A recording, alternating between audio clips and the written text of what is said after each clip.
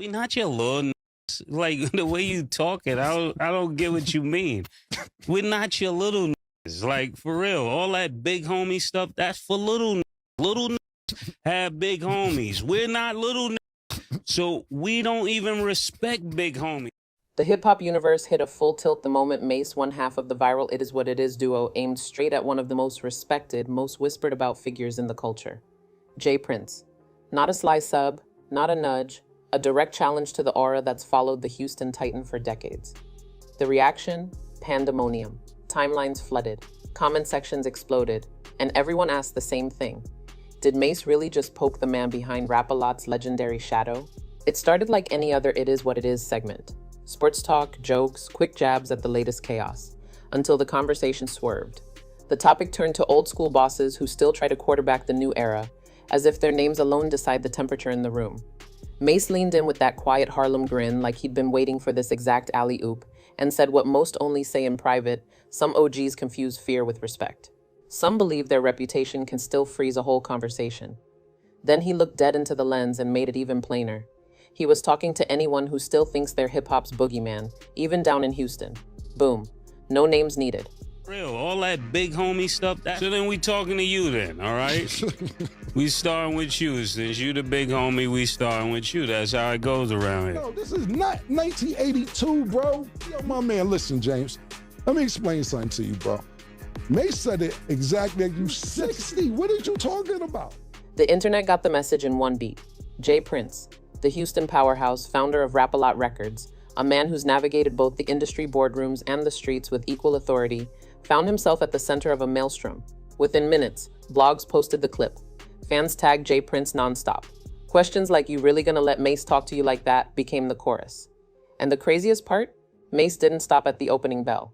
He kept swinging. Because in the days leading up to this, there'd already been friction. Shakur Stevenson, whose camp has J. Prince backing him on the business side, caught heat after a fight that critics called a snoozer. Numbers don't lie, haters do. That was the rebuttal. Receipts got flashed, ESPN ratings, top draws since 2022, proof that people tuned in whether they liked the style or not. J. Prince himself had a message for the chatter. Let the haters hate, the numbers crown the king. He reminded everyone he manages Shakur's business outside the ring, that he'd take the bets, absorb the shots, and stand on whatever needed standing on. Translation, talk all you want, put money on it. Camron and Mace responded the way they always do, with humor first, then heat. We said the fight was boring, they told their audience. 100 other people said the same. Lie. Being from Houston, I hate the aesthetic the internet has made over J. Prince like he's somebody to play with, when we've all seen over the time that he's not. But the internet make it seem like he's not him. We're allowed to have an opinion. Mace questioned the logic of trying to dictate taste. How is anyone going to tell him or Cam what they should or shouldn't like? That's not how entertainment works. If the show doesn't show, the crowd walks. Simple. And then Mace went sharper. He questioned the whole posture, the threats, the tone, the big homie energy coming off a performance critics called lackluster. You don't get to swing on people because they didn't clap hard enough, he said, in essence. When you're asking fans to pay, they're paying for fireworks, not a lecture on the sweet science. They want to feel like the main event felt like a main event. If seats empty during your rounds, that's not a camera trick. That's the crowd saying it with their feet. All of it stung more because Mace kept it clean enough to air and cutting enough to trend. He never barked past the line. He didn't beat his chest, didn't drench it in profanity. He just talked, and that's why it rattled rooms. People are used to comedy from him, not confrontation. But this time, the punchline was a hook. That's how it goes around here. I want to just start off by saying you are so lacking self-awareness. Like when you give such a lackluster performance and then you think you can make threats to people because you gave a lackluster performance, pause. He brought up the chatter around NBA Youngboy and Whack 100 too, the way their names keep getting folded into the drama orbit. He questioned why a promising fighter would be wrapped in umbrellas that had nothing to do with the ring. He hinted at how that ecosystem creates a certain attitude. Loud, combative, online for 30 hours straight after a bout. You had a fight on Saturday, he mocked, and you're more active on Twitter than you were in the ring. Cam tried to defuse it, but Mace wasn't done. He doubled down on the distinction he keeps. Boxing is boxing, and the streets are something else entirely. Don't try to blur the two as if gloves and a switchblade belong in the same sentence. If you're really about that hand-to-hand, it shows under the lights, not in a thread storm. If you want to impress me, he pressed, take a bigger challenge. Step up and wait. Go fight in New York. Make it undeniable. That's when the crowd in the studio couldn't hold their reactions anymore. Gasps, laughter, that oh no he didn't energy that makes clips travel. People said Mace just did the unthinkable, punctured the aura without ever saying the name. He pulled a Harlem move. Slick enough to keep it showtime, calculated enough to land heavy. You don't have the right to tell me what I should like or to tell Cam what he should like. That's not your place. Like, art is subjective, right? So if... Meanwhile, Jay Prince's profile loomed over it all. This is the man who has mediated storms between giants like Drake and Kanye West, who has shepherded artists and kept fences from turning into wars. His presence has long been the steadying voice in chaos, the OG who can step into a messy room and make the noise lower. He's earned respect in the quiet, not by screaming for it, but the social era flips that equation. When a comedian with a mic has 1 million people watching live, it doesn't matter what your old playbook says. This is a new arena. So the reaction in Houston was immediate. Jay Prince's name shot up in trends across the country.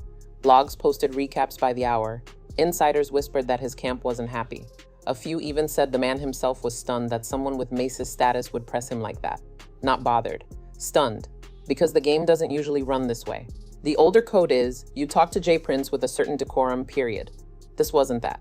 Art is subjective, and I don't like something. You can't really get mad at us because we don't like something, and you're standing there with two. This is a lapse of judgment. And I'm gonna tell you another thing. But Jay Prince did what he usually does. He didn't rush online with a rant. That's not his tempo. He plays chess, not checkers. Sources hinted that conversations were happening offline, out of sight, the way they used to when the loudest device in the room wasn't a phone. A Houston blogger summed it up with a line that set the internet buzzing. If he feels disrespected, he'll handle it, but not on IG Live. That single suggestion had people half joking, half concerned, posting pray for Mace memes and telling him to maybe avoid Houston for a season. Mace, unfazed, came right back the next day and made the stove even hotter. You're boring, he hammered, referring to the fight. Everybody saw it. He said he'd actually been polite the first time. He mentioned the optics, a grandfather in the corner begging for more volume, a star refusing to get hit like he's trying to swim without getting wet. He clowned the fact that the most entertainment fans had seen in 2 years wasn't in the ring, it was in the post-fight social outbursts. And then he delivered the line that bent timelines. Ain't nobody above being checked. That one sentence felt like a hinge swing.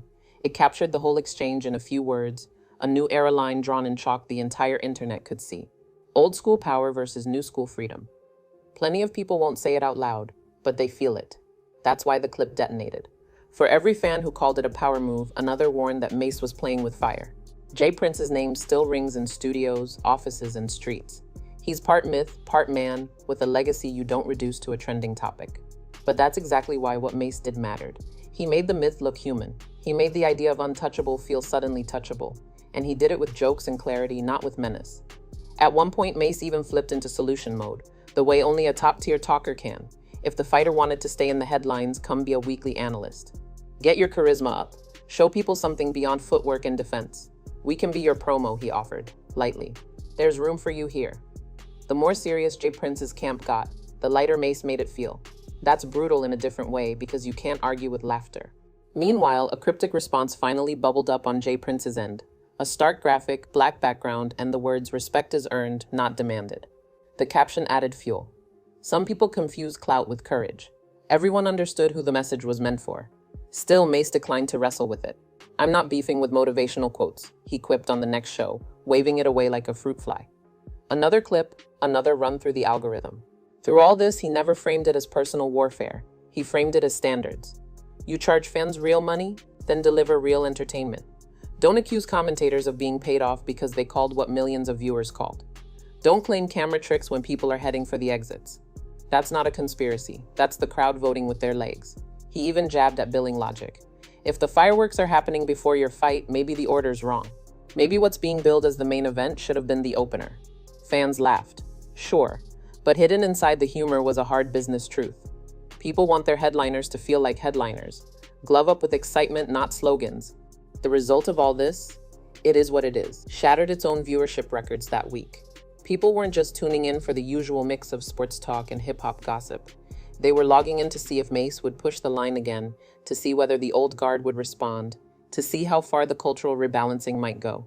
Mace, the man who once left peak fame to become a pastor, had returned with a fresh gospel. Say what's real, don't flinch, don't fold, and let the cards fall where they fall. The public loved it. The quotes turned into mini mantras.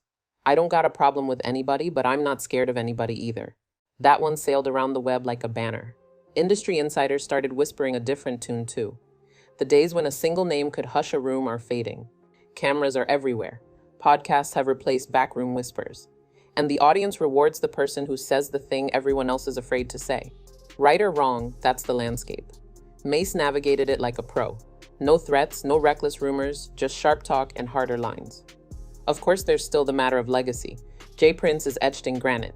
He helped build an empire, protected artists when the spotlight was dangerous, and kept chaos from turning catastrophic more times than fans will ever know. You don't just undo that with a meme, but the optics don't lie either.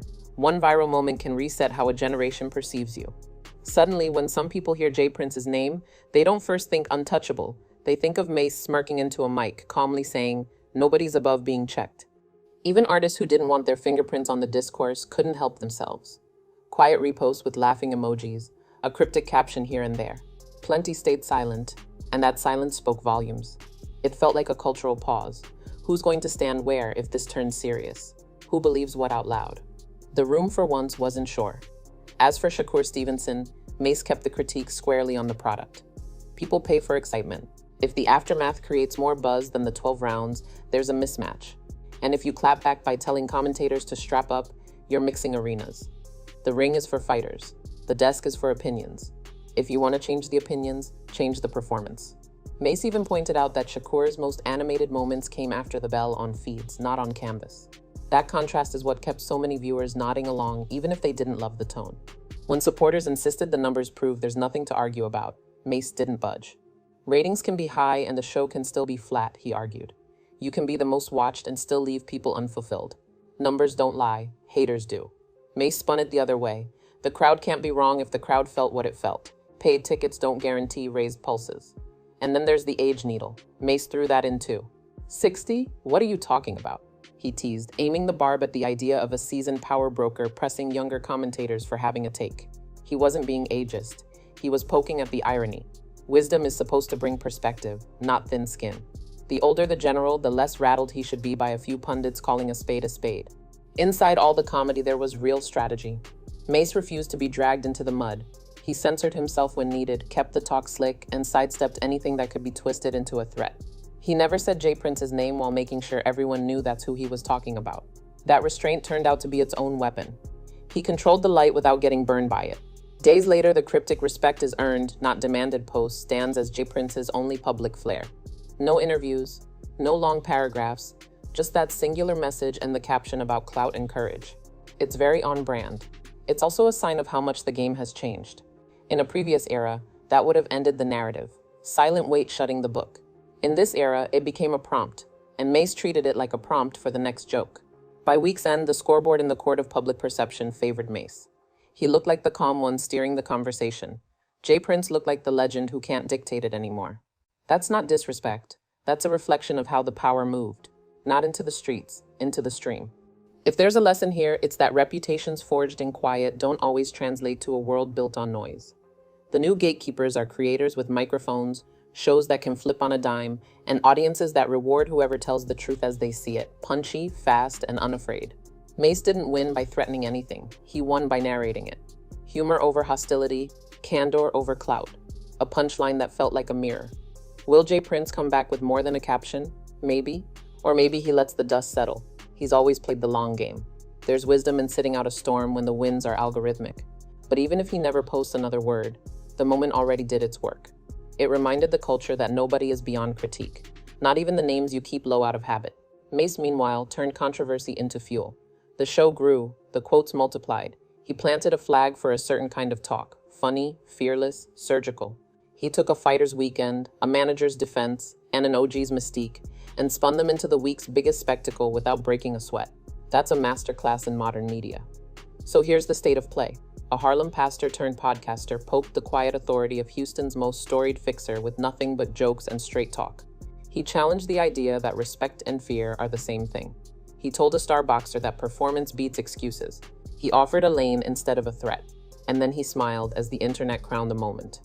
Because in today's game, the scariest voice isn't always the loudest, it's the clearest. And this time, Mace's voice cut clean through the noise.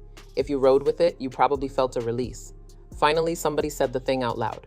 If you didn't, you still had to admit the grip shifted a little. Either way, the culture moved. If you made it this far, hit that subscribe button and turn on your notifications, because this story isn't over.